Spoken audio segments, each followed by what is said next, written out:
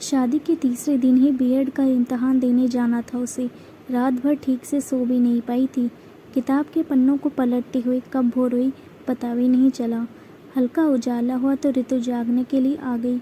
बहुत मेहमान थे तो सबके जागने से पहले ही दुल्हन नहा ले, नहीं तो फिर आंगन में भीड़ पड़ जाएगी। सबके सामने सब गीले बाल सिर पर पल्लू लिए बिना थोड़ी निकलेगी। नहाकर रूम में बैठकर फिर किताब में खो गई। मुंह दिखाई के लिए 2-4 औरतें आई थीं। सब मुंह देखकर हाथ में मुड़े तुड़े कुछ 50 के नोट और सिक्के देकर बैठ गई ओसारा पर।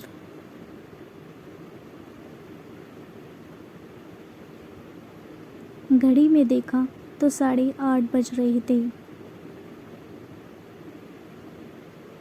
9 बजे निकलना था तैयार होने के लिए।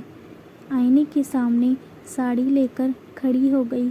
4-5 बार बांधने की कोशिश की मगर ऊपर नीचे होते हुए वो बंध ना पाया। साड़ी पकड़कर रुआसी सी होकर बैठ गई। अम्मा को बोला था शादी नहीं करो मेरी, अभी इम्तिहान दे देने दो, मेरा साल बर्बाद हो जाएगा। मगर मेरी एक ना सुनी। नौकरी वाला दूल्हा मिला नहीं कि बोझ समझकर मुझे भेज दिया। आंसू पोंछते हुए बुदबुदा रही थी। तैयार नहीं हुई? बाहर गाड़ी आ गई है, जल्दी करो ना, दूल्हे मियाँ कमरे में आते हुए बोले। वो चुपचाप बिना कुछ बोले साड़ी समेटने लगी। इतने में पीछे से सासू माँ कमरे में कुछ लेने आई। दुल्हन को यूँ साड़ी लिए खड़ी देखकर माजरा समझ में आ गया। वो कमरे से बाहर आकर ऋतु को आवाज़ लगाकर कुछ लाने को बोली।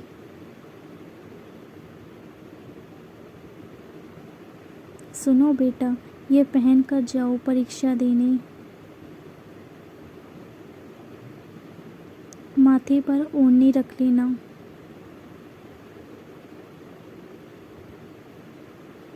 आज हमें कोई कुछ बोलेगा तो कल को तुम मास्टरनी बन जाओगी तो सबका मुंह बंद हो जाएगा।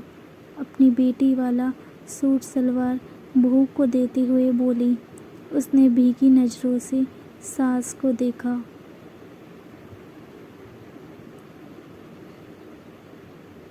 सासू माँ सिर पर हाथ फेरते हुए कमरे से निकल गई।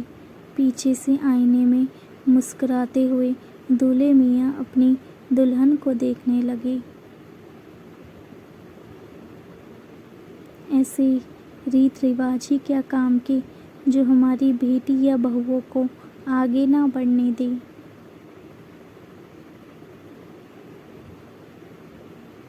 दोस्तों, अगर आपको ये छोटी सी कहानी अच्छी लगी हो तो प्लीज़ मेरे चैनल को लाइक और सब्सक्राइब कीजिएगा ताकि इसी तरह की और कहानियाँ मिलती रहे। And thank you so much for watching. Thank you once again. Keep watching, keep subscribing.